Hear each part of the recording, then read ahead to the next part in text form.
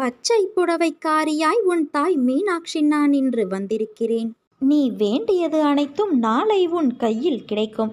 அதற்கு நான் உன்னை ஆசிர்வதிக்கின்றேன். எல்லா வகையிலும் நான் உனக்கு உதவியாக இருப்பேன் குழந்தையே. கவலைகளை விடு, சந்தோஷமாக இரு. நீண்ட நாட்களாக தீராத ஒரு பிரச்சனையை நான் தீர்த்து வைக்கப் போகிறேன். உனது செயல்கள் நல்லதாகவும் உன் நடத்தை சரியாகவும் இருந்தால் உன் அனைத்து விஷயங்களையும் நானே உடனிருந்து கவனித்துக் கொள்வேன். இந்த உலகம் இன்னும் உன்னை போல மாறவில்லையே என்று அடிக்கடி நினைத்து கொள்கிறேன். எத்தனை கவலைகளையும் கஷ்டங்களையும் நீ தைரியமாக சந்தித்து அனைத்திலும் வெற்றி பெற்று வெற்றி கிடைக்காதவற்றில் இதில் எனக்கு விருப்பமில்லை என்று ஒதுக்கி தள்ளி நீ நடந்து வந்த பாதையை நான் திரும்பி பார்க்கின்றேன். பெருமையாகவும் பெருமிதமாகவும் இருக்கிறது. நான் என்றும் எதற்கும் உனக்கு கஷ்டங்களை தந்திர நினைத்தது கிடையாது. அனுபவங்களை தரவே நினைப்பேன். உனக்கு முடியாத போது கை நீட்டி நானே இழுத்து கொள்வேன். நீ எவ்வளவோ சோதனைகளை கடந்து வந்துவிட்டாய். உன் கண்ணீர் துக்கம் எல்லாம் முடிந்துவிட்டது. இந்த மகிழ்ச்சியின் படிகளில் தடம் பதிக்க நீ ஆரம்பித்து இருக்கிறாய் குழந்தையே. நான் உன் கரங்களை பிடித்துள்ளேன். நீ தைரியமாக நம்பிக்கையோடு நட. வெற்றி உனது. கர்மங்களை குறைத்து கொள்ள வழி அதை தைரியமாக அனுபவிப்பது மட்டுமே. எப்போதும் என்னை நினைத்து என்மேல் நம்பிக்கை கொண்டு இருந்தால் அதை அனுபவிக்கும் சக்தியை நான் உனக்கு கொடுப்பேன். அது துன்பம் என்ற எண்ணம் உன்னில் ஏற்படாமல் நான் பாதுகாப்பேன். தினம் தினம் எனக்கு ஏன் இப்படி இக்கட்டான சூழ்நிலைகள்? தினசரி தேவைகளை கூட பூர்த்தி செய்ய கடினமான நிலையில் உள்ளேனே என்ற உன் குரல் எனக்கு கேட்கின்றது. உன் நிலையை நான் எப்படி அறியாமல் இருப்பேன்? எப்படி இயற்கையின் பருவநிலை மாற்றமோ எப்படி 4 விதமாக இருக்கிறதோ அதை போலவே மனிதனின் வாழ்க்கையும் ஏற்றம், நடுநிலை, இரக்கம் எல்லாம் இழந்து நிற்கும் காலம் என 4 நிலைகளையும் மனிதன் தன் வாழ்வில் கடந்தாக வேண்டும். இதைத்தான் நம் முன்னோர்கள் இயற்கைத்தான் வாழ்க்கை, இயற்கையால் விதிக்கப்பட்ட எல்லா சூழ்நிலைகளும் மனித வாழ்க்கைக்கும் பொருந்தும் என்பார்கள்.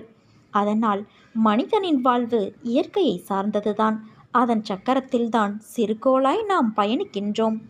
வாழ்க்கை என்பது இயற்கையான வட்டம். அதன் வடிவில் எந்த மாற்றமும் இருக்காது. நிர்ணயிக்கப்பட்ட விதிமுறைகள் அதற்கு எல்லோரும் ஒன்றுதான். யாரிடமும் அதற்கு பேதம் கிடையாது. இந்த சூழ்நிலைகளை தனக்கான பாடமாய் எடுத்து எல்லா சூழல்களுக்கும் பழகிக்கொள்ள வேண்டும். அதனால் நீ எதற்கும் பயப்படாதே, கலங்காதே. உன்னில் நிச்சயம் வெற்றி என்ற தீபத்தை நான் ஏற்றுவேன். உன்னை ஏளனமாக பார்த்து நகைத்தவர்கள் முன்னிலையில் கொடியாய் நீ உயர்ந்து நிற்கப் போகிறாய். உன்னை தாங்கும் கம்பாக நான் இருக்கின்றேன்.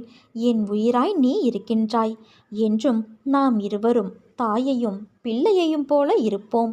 என் பரிபூரண அருளும் ஆசிர்வாதமும் அன்பும் எப்போதும் உனக்கு உண்டு என் குழந்தையே. நம்பிக்கையோடு இரு, நல்லதே நடக்கும். என் தரிசனத்திற்காக நீ பல நாட்களாக ஏங்கி காத்திருக்கின்றாய். உன்னுடைய கஷ்டமான நேரங்களில் எல்லாம் உனக்கு கூட துணையாக நான் இருந்திருக்கின்றேன்.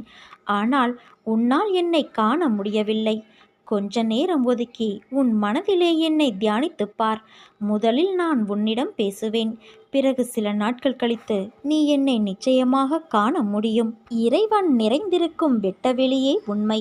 மற்றபடி நிரந்தரமில்லாத இந்த மாய உலகங்கள் எல்லாம் இறைவனால் படைக்கப்பட்டு இந்த உலகத்தில் தொங்க விடப்பட்டுள்ளதன் காரணம் நாம் இறைவனை படிப்படியாக அறியும் பொருட்டே. இந்த உலகங்களில் பல்வேறு உயிரினங்கள் படைக்கப்பட்டு அவர்கள் செய்யும் ஒவ்வொரு செயலும் இவ்வுலகில் பதிவு செய்யப்பட்டு அதற்கேற்றவாறு அவை ஒவ்வொரு பிறவியிலும் பல்வேறுபட்ட உருவங்களோடு பிறந்து அவரவர்கள் வினைகளை அனுபவித்து இறைவனை உணர்ந்தவுடன் அவனோடு இணைக்கப்படுவர். அதனால் இப்போதுள்ள நம் உடம்பு மட்டுமே நம்முடையதும் நம்மை சேர்ந்தவர்களுடையதுமாக எப்போதும் இருப்பது கிடையாது.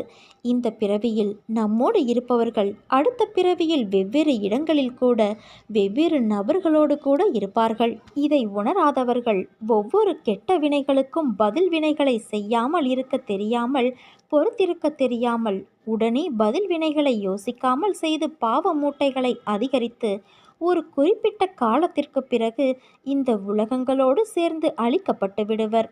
மறுபடியும் இறைவனால் எல்லா உலகங்களும் உயிரினங்களும் புதியதாக தோற்றுவிக்கப்பட்டாலும் மறுபடியும் இந்த மாதிரி பொறுத்திருக்க தெரியாமல் உள்ள உயிரினங்கள் இந்த உலகங்களோடு சேர்த்து அழிக்கப்பட்டுவிடும். உலகத்தில் எதன் மீதும் அதிக ஆசை வைக்காதே. எதுவும் நிரந்தரமில்லை. இருக்கும் வரை, நமக்கு கிடைக்கும் வரை அதை அனுபவிக்க வேண்டும். பணிந்து போக தெரிந்து கொள். தவறு இல்லை. உனக்கு கொடுக்கப்பட்டுள்ள உறவுகள் மீது அதிக பற்று வைக்காமல் இறைவனிடம் நம்மைப் போலவே அவர்களையும் சேர்த்து வைக்க சிறு வயதிலிருந்தே பயிற்சி கொடு. அப்போது நீயும் உன்னை சேர்ந்தவர்களும் இறைவனோடு விரைவில் ஐக்கியமாகிவிடலாம். அப்படி முடியவில்லை என்றாலும் உன் வேண்டுதலால், உன் பொறுமை, நம்பிக்கையால், எதிரிகளுக்கும் விட்டு கொடுக்கும் தன்மையால் ஒரு நாள் நிச்சயம் விடியும். உனக்கு தேவையானதெல்லாம் உன் வீடு தேடி தானே வந்தடையும். உன்னை புரிந்து கொண்டு உன்னை விட்டு பிரிந்த உறவுகள் கூட உன்னை தேடி ஓடி வரும். இரவும் பகலும் எப்போதெல்லாம் நேரம் கிடைக்கிறதோ, எவன் ஒருவன் என்னை பற்றி நினைத்து வருகிறானோ அவன் இனிப்பும் சர்க்கரையும் போல, அலையும் கடலும் போல, கண்ணும் ஒளியும் போல என்னோடு முழுமையாக இணைகின்றான். அப்படிப்பட்டவன் எதற்குமே பயப்பட வேண்டிய தேவையில்லை. கஷ்ட நஷ்டங்கள் வாழ்வின் ஒரு பகுதிதான் என்பதை தீர்க்கமாக புரிந்து கொள். அதுவே வாழ்க்கை கிடையாது. நீ விரும்பும் லட்சியத்தில் வெற்றி கிடைக்கும் வரை ஓயக்கூடாது என்ற உறுதி நெஞ்சில் நிலைத்திருக்க வேண்டும். அப்போதுதான் உன்னால் சுடர்விட்டு பிரகாசிக்க முடியும். யார் உன்னை என்ன வசைப்பாடினாலும் அது உன்னை தீண்டாது என் குழந்தையே. தீண்டவும் நான் விடமாட்டேன். உன் வாழ்வை கலங்கடித்த அந்த மிகப்பெரிய பிரச்சனைக்கு முடிவு என்னிடம் இருந்தே உனக்கு கிடைக்கும். இந்த முறை நீ என் சன்னதிக்கு வரும்போது நீ விரும்பிய வரத்தை நான் உனக்கு அளிப்பேன். அந்த பிரச்சனைகளை என் நாமத்தை சொல்லிக்கொண்டே சமாளித்து முடித்து விட்டாய். அந்த வினைகளை நேர்மறையாக நீ கடக்க முயற்சி செய்ததன் விளைவாக அந்த பிரச்சனை சம்பந்தமாக நீ வேண்டிய வரத்தை நான் உனக்கு வழங்கப் போகிறேன் குழந்தையே. உன்னை தேற்றுவதற்காக நான் 1000 முறை சமாதானம் கூறினேன். இதற்கு பிறகும் நான் கூறுவேன். ஆனால் நீயோ உன் மனதில் சுமையை இறக்கி வைக்கின்றாய். அதே சமயத்தில் சிறிது நேரத்தில் அதையே மீண்டும் சுமக்கின்றாய். மீண்டும் புலம்புகிறாய். ஏன், நான் பார்த்து கொள்ள மாட்டேனா? என் மீது உனக்கு நம்பிக்கை இல்லையா?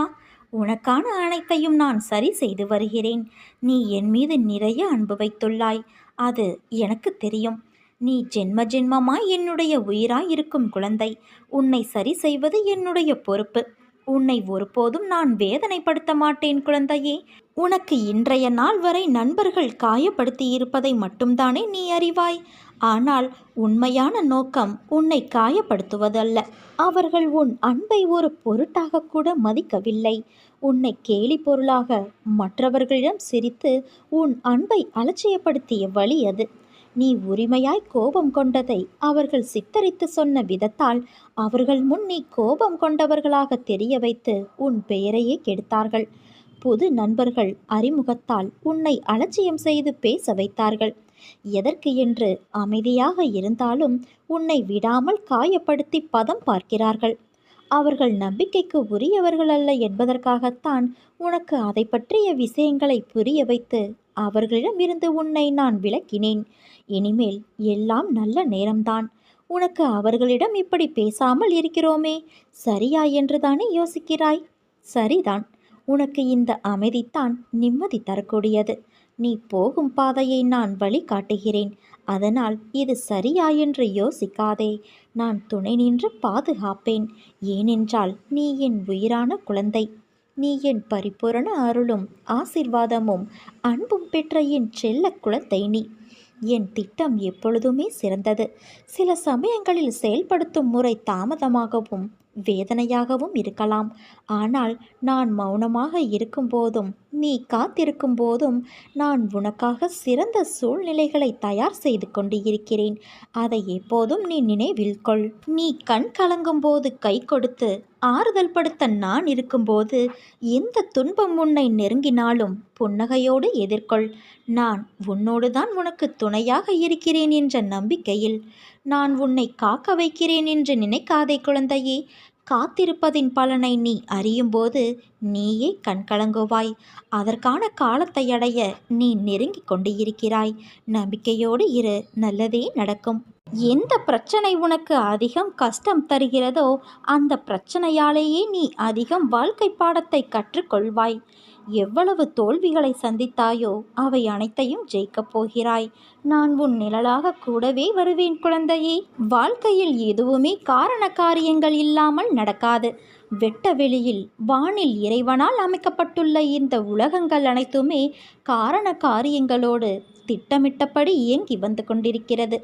இந்த உலகத்தில் உள்ள ஒவ்வொருவரும் தனித்தனியாக இதுவரை எடுத்த ஒவ்வொரு பிறவியிலும் வாழ்க்கையில் தினம் செய்த, இப்போது செய்து வரும் ஒவ்வொரு வினைக்கும் சமமான எதிர்வினை ஒன்று இந்த பிரபஞ்சத்தில் பதிவாகி அதுவே உரிய காலங்களில் அவர்களுக்கு திரும்ப நடக்கிறது. மேலோட்டமாக பார்த்தால் இன்னார் செய்த செயல்களால் தான் இன்னாரெல்லாம் அனுபவிக்கிறார்கள் என்று தோன்றும். ஆனால் ஒரு நெருப்பு உன்னை சுட்டுவிட்டால் நீ நெருப்பின் மீது பழி சுமத்துவதில்லை. உன் கவனக்குறைவோ பிறர் வேலை, உன் கெட்ட நேரம் என்று நினைக்கின்றாய்.